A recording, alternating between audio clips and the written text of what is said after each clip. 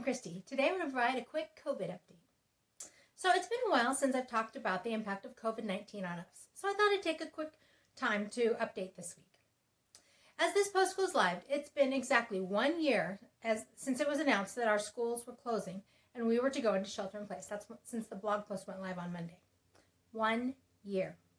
I never would have guessed that it would take this long to come out of this type of quarantine for all of this nastiness. As I look back over this past year, it's been quite interesting. When this first started, like most families, we hunkered down and didn't leave the home much. I'd go shopping weekly, but that was about it. We watched church at home. If we ate out, it was drive-through, eating at home. School didn't happen while our huge district struggled to figure out how to get everyone online and with devices so that learning could happen for all students. And I've got a link in the blog for the beginning post of the COVID series. You can find that at www.havenofhopeforme.com. This originally posted in March of 2021. So I just checked the calendar in the middle of writing this. Yes, it was exactly 1 year ago today on Monday when the blog post went live that our governor ordered schools shut down for 3 weeks. 3 weeks. From this end of things, all I can do is laugh. If only. Instead, it was more like almost 52 weeks. 53 for Sean, slightly under that for some of our elementary kids. We've gone from nearly total shutdown to things opening up partially to close to shutdown again, but not quite as tight.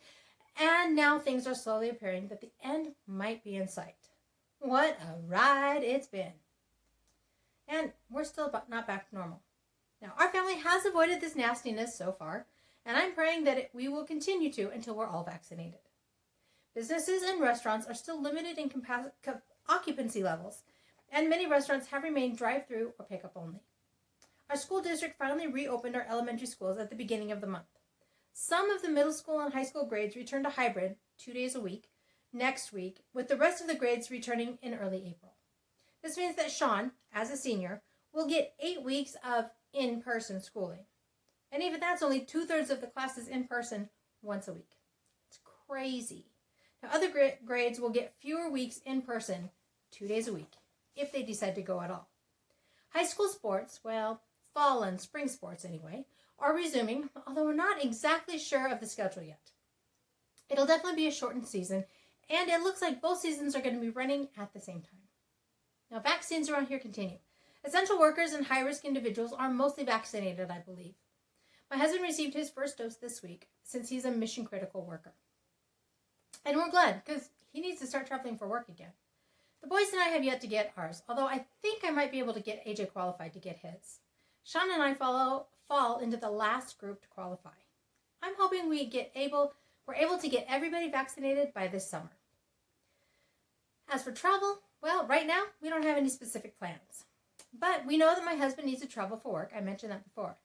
And we know that Sean will be starting college in another state this fall. So there will be some travel this year, which is kind of nice to look forward to, especially since all we did in 2020 was one trip to see family and visit a college in November. So what thoughts do I have as I see other states start to open up again?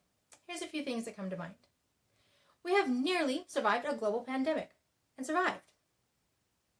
We've learned that mask wearing, while not a favorite practice, is manageable. We've learned how to look for things to be grateful for, even in the midst of sucky situations.